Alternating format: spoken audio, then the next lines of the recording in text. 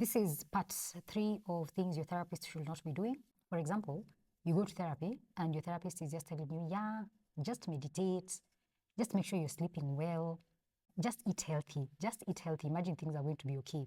Those are generic things. That is a generic intervention.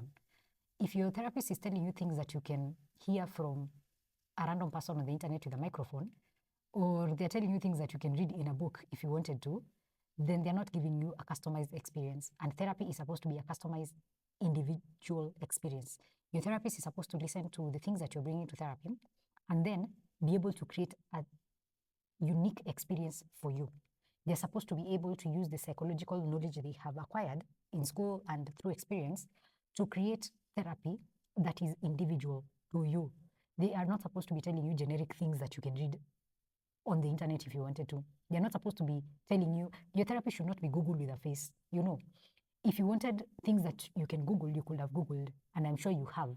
And when people come to therapy, they don't come to therapy because they don't have information.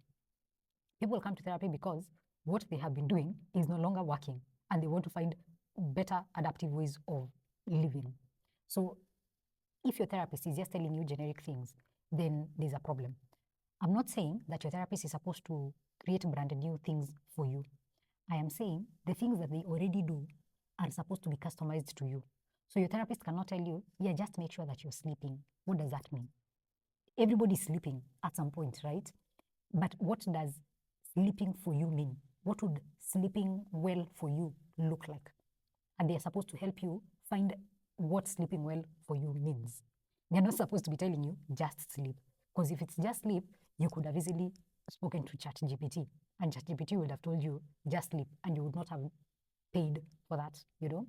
So don't go to therapy to get generic advice, stroke wisdom, stroke, not wisdom really, but just generic things. And if that is what you're getting out of therapy, generic things that have not been customized to apply to you, then you are being cheated out of your time, effort, and money, to be honest. So ask your therapist, put your therapist to task.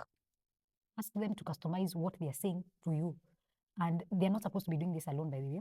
They're supposed to be collaborating with you so that you both create something that works for you.